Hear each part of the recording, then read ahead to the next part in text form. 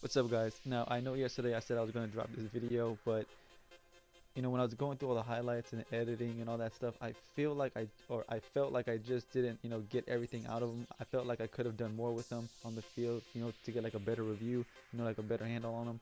And I could have just, said forget it, let me just upload the video. But I felt that if I did that, I would be cheating you guys out of, the review. So I said, let me just hold off on the review, play 3 or 4 more games with him, really just abuse him in the run game, just run him to exhaustion and get everything I can out of him. And that's why the review is a little bit late. So I'm sorry about that, guys, but the review is finally here. Let's get to it. Football Outsiders Demarco Murray, 93 overall dual style, short pass speed run. 6 foot tall, 91 speed, 87 agility, 94 ball carry, 88 juke, 95 truck, 89 carry, 93 excel, and 96 elusiveness. Now, he's not the most agile back. I mean, of course you can juke and spin with him if you want. It's just not going to be as easy as trucking or stiff arming. Even though when I played with him, I did not get that many stiff arm animations or trucking animations, but I broke so many tackles, and that's because of that 96 elusiveness. If you guys don't know, that has to do with how you break the first tackle, and that's why you can see in this review, you're not going to see that many stiff arms, you're not going to see that many trucks, but you will see so many broken tackles. And he does have a good catching stat. He does have 83, I think it was, no, 82 catching, so he's definitely a good running back to pass to. But you know what, man, let me show you what I saw. All right, so DeMarco Murray was without a doubt one of the most interesting running backs that I've ever ran with. And what I mean by that is he did not get any, right there was one of those stiff arms, but he did not get any stiff arm or trucking animations, which is fine. That's completely fine with me as long as you get the actual broken tackle itself. That's all I care about. Just like that throwback Foster, I don't care how you break the tackle. I don't care how you break the tackle, as long as you do break it. Now, right here, spinning and juking is not, his strongest point, but you definitely can do it. He's not the most agile running back, but it is possible. Not something I suggest that it's not something that I suggest you lean on, but if you do it, definitely make sure that you're decently solid at it. Like if you're not good at juking or spinning, I don't recommend doing it with him. Definitely only do it if you have solid experience with it. Now see right there, see how he broke that tackle?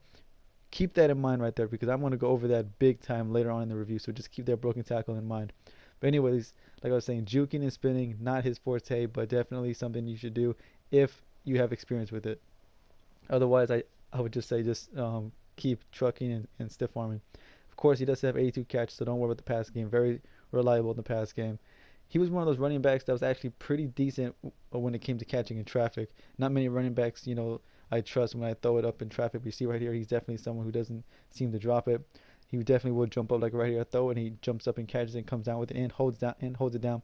Right here, I send him out deep. I throw it up. He catches it in traffic. I think that's a linebacker user. He still came down with it. So definitely very dependable in the pass game.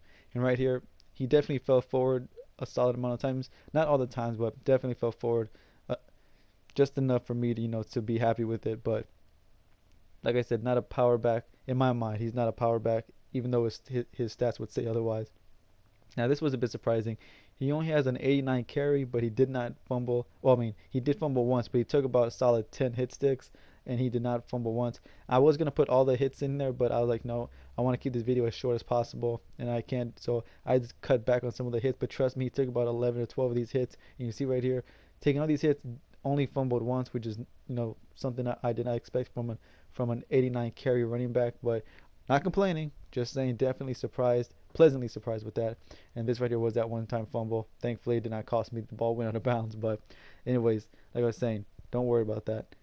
Um, this of course right here is my one not complaint but issue. And keep in mind right here, these are not just regular tackles just gone bad. Like right here, I'm trying to stiff arm people. I'm trying to truck people, and you see it's not working. Some of them, yes, yeah, like that one. Some of them are definitely shoelace tackles, but that one right there, I believe the next one coming up, I'm trying to truck people, stiff arm people. Like right there, I tried to truck that guy, did not work, and that's just to prove that what I'm talking about. What I'm talking about is that he's not a power back by any means. And you see right here, running up the middle. Like I said, he does fall forward a solid amount of times. And right here, you see it yourself, he does fall forward for a few extra yards. And so I know a lot of guys say that I should definitely run up the middle more, and I do. So you see it right there. It's definitely a nice payoff. Now look at this right here. Remember, remember what I said earlier. Pay attention to that broken tackle. Look at this. This is what he did, without a doubt, the best. Breaking tackles and just going off. Now, listen very carefully. Listen very carefully. I'm not saying he broke tackles because I made him break the tackles. He broke these tackles because he wanted to break the tackles. And this, what I mean by that is this. It was crazy that when I tried to stiff arm, nothing would happen. I tried to truck someone, nothing would happen. I would run in a straight line and not press anything. Bam, like right there. See, I tried to spin. He broke the tackle on his own. And that's great and everything, but I don't like the idea of me not being able to control when he breaks those tackles. You know what I mean? Like right there, look at that. Spins out of it. And that's great and everything, but I just don't like not being able to be in control. When I stiff arm with Chris Ivory or Steven Jackson or whoever, and I get the stiff arm, I know that it was me that caused it. Like right here, breaks those tackles. I did not try to stiff arm them. I just ran through them in a straight line. And I do not like the fact of not being able to break those tackles when I want to. Now this play right here is just to show what I'm talking about. Look at this. Zack Thomas coming up right here, breaks a tackle from Zack Thomas, no stiff arm, just natural broken tackle. Right there, Rod Woodson, natural broken tackle, and then he outruns Night Train Lane and Sean Taylor. Now, like I was saying, I'm not complaining about him breaking tackles. I'm glad he can break those tackles. I love it, but I just don't like the idea of me not being able to control it. It's like he breaks tackles when he wants to, like it's up to him when he wants to. You know, I try to stiff arm and truck, but only works when he wants it to work. So I definitely trying him out, but just pay close attention to those stiff arm and trucks. Anyways, guys, that's gonna be the end of this review. My final thoughts: do I think he's worth 160,000? I feel he's worth that if you do a lot of running. If you just pass the ball a lot and rarely run the ball, then no, I don't think he's worth 160 then. But if you do run the ball a lot and you do pick him up, I do not recommend just leaving him by himself as your number one. I definitely recommend pairing him up with somebody because he will get tired, with all those runs. So definitely pair him up with a speed back, power back, doesn't matter. Just give him some help. Let him, share the load with someone else.